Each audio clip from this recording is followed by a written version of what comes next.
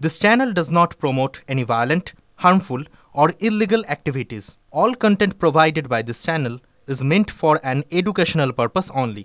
ভোটবঙ্গে ফের আক্রান্ত কেন্দ্রীয় এজেন্সি আপনাদেরকে সরাসরি এই মুহূর্তে ভূপতিনগরের একটা ছবি দেখায় 3:30 নিউজ রুম লাইভের শুরুতে। ইডির পর আক্রান্ত এনআইএ আর এই মুহূর্তে আপনারা দেখছেন বেশ কিছু উত্তেজনা কিন্তু এখন দিকে দিকে রয়ে গিয়েছে ভূপতিনগরে। যে ছবি আপনারা দেখছেন গ্রামবাসীরা তারা বেরিয়ে এসেছেন, তারা কিছু বলতে চাইছেন, কিন্তু তাদের মধ্যেই একটা উত্তেজনার পরিস্থিতি। কেন এই পরিস্থিতি, কি কারণে আমরা জানবো, আমাদের প্রতিনিধি রয়েছেন সঙ্গে। ঠিক তাই রুমেলা, সুপ্রিয় আমাদের প্রতিনিধি গ্রাউন্ড জিরো থেকে রয়েছেন, কথা বলবো সুপ্রিয়র সঙ্গে সরাসরি। সুপ্রিয়, যে ছবি আমরা এই মুহূর্তে দাঁড়িয়ে দেখছি সেইটা নিয়ে তোমার থেকে জানতে চাইবো যে ঠিক কি হচ্ছে সেখানে একটা উত্তেজনার সৃষ্টি হয়েছে, কি কারণ তার? দেখো, গ্রামের বাসিন্দারা তারা বিভিন্ন অভিযোগ তুলছেন। আমরা ঠিক যে জায়গাতে দাঁড়িয়ে রয়েছি ভূপতিনগর থানা এলাকার অর্জুননগর, এই রাস্তা ধরেই কিন্তু যদি সোজা এগিয়ে যাওয়া যায় তাহলেই কিন্তু সেই ভূপতিনগরের বিস্ফোরণ স্থল। আর সেই ঘটনাস্থল থেকে কয়েকশো মিটার দূরেই হচ্ছে মনোব্রত জানার বাড়ি। এবং আজ ভোরে 4টের সময় এনআইএর তদন্তকারী অফিসাররা তারা কেন্দ্রীয় বাহিনীর জওয়ানদের সঙ্গে নিয়ে এসে এই মনোব্রত জানাকে তার বাড়ি থেকে তাকে গ্রেপ্তার করা হয়। এবং তাকে যখন নিয়ে যাচ্ছিলেন গ্রেপ্তার করার পর সেই সময় তদন্তকারীদের গাড়ি ঘিরে রীতিমতো বিক্ষোভ দেখাতে শুরু করেন। এবং যেটা বলা যেতে পারে যে গত 5ই জানুয়ারি ঠিক যেভাবে শেখ শাহজাহানের বাড়িতে গিয়ে এনফোর্সমেন্ট ডিরেক্টরেটের আধিকারিকরা হামলার শিকার হয়েছিলেন বা হামলার পরিস্থিতির মুখোমুখি হয়েছিলেন, এদিনও কিন্তু ঠিক একই ধরনের পরিস্থিতি তৈরি হয় এই অর্জুননগরে বা ভূপতিনগরে। এবং ঠিক তার পরবর্তীতে যেটা দেখা যায় যে সিআরপিএফ যারা জওয়ান ছিলেন তাদের সঙ্গে বচসায় জড়িয়ে পড়েন। এমনকি ইডির যে এনআইএর যে গাড়ি ছিল সেই গাড়িতে ইট পাথর ছোড়া হয়, সেই পাথরের আঘাতে কিন্তু গাড়ির কাচ ভেঙে যায়। এমনকি এনআইএর একজন অফিসার তিনিও আহত হয়েছেন, এমনটাই এনআইএর তরফ থেকে দাবি করা হচ্ছে। তবে পরবর্তীতে গ্রামের যারা বাসিন্দারা রয়েছেন তারা কিন্তু একটা রাজনৈতিক ষড়যন্ত্রের অভিযোগ তুলছেন। আর সেই সমস্ত বিষয়গুলোই তুলে ধরার জন্য আমরা যখন এই গ্রামে এসে পৌঁছেছিলাম, গ্রামের বাসিন্দাদের সঙ্গে কথা বলতে যাই, তখন কিন্তু তারা বলা যেতে পারে যে সংবাদ মাধ্যমকে সামনে পেয়েও কিন্তু নিজেদের তারা বিক্ষোভ দেখাতে শুরু করেন বা ক্যামেরা বন্ধ করে দিতে বলেন, ক্যামেরা যাতে না খোলা হয় এমনই কিন্তু তারা সুর চড়াতে শুরু করেন। তবে যেটা বিষয় হচ্ছে এই যে মনোব্রত জানা, অন্যদিকে বলাইচরণ মাইতি, এই দুজনের ভূপতিনগরের যে বিস্ফোরণের ঘটনা ঘটেছিল সেই ঘটনার সঙ্গে সরাসরি যোগসূত্র রয়েছে, এমনকি সক্রিয়ভাবে তারা যুক্ত ছিলেন এই ঘটনার সঙ্গে। এই বিষয়টা আমরা সন্দেশখালীর ঘটনার সময়ও দেখেছি। 5ই জানুয়ারি যখন সেখানে কেন্দ্রীয় এজেন্সি যায়, যেই সিচুয়েশন তৈরি হয়, তারপরে একটা তত্ত্ব উঠতে থাকে যে কিছু কি তাহলে আড়াল করার চেষ্টা হচ্ছে।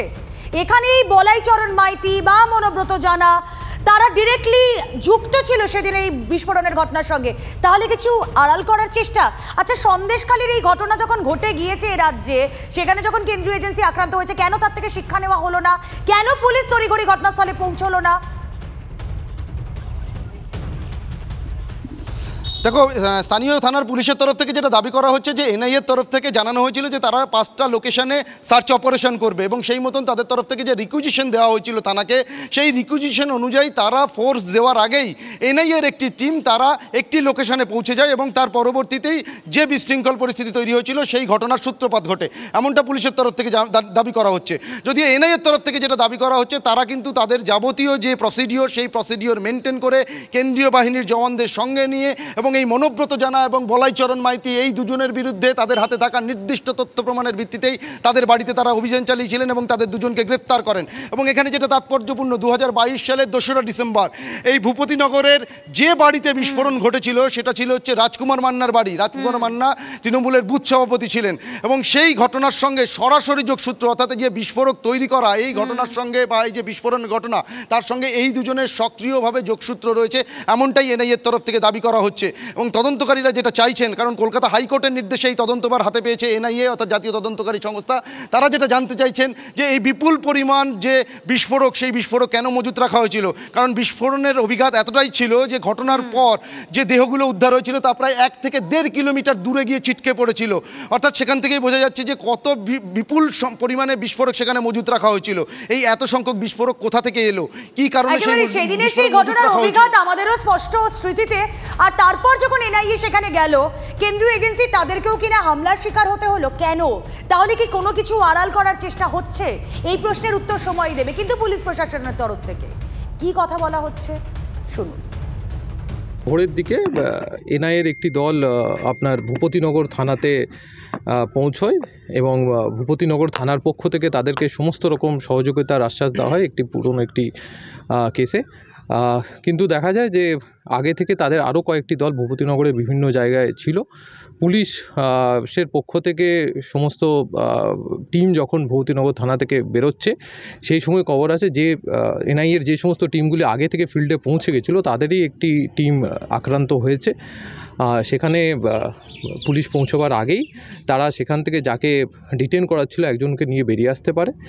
এই ঘটনায় একটি গাড়িতে ভাঙচুর হয়েছে এবং একজন মাইনর ইনজুরি হয়েছে যেটা আমাদের কাছে খবর আছে। একটি নির্দিষ্ট মামলা রুজু করে তদন্ত করা হচ্ছে।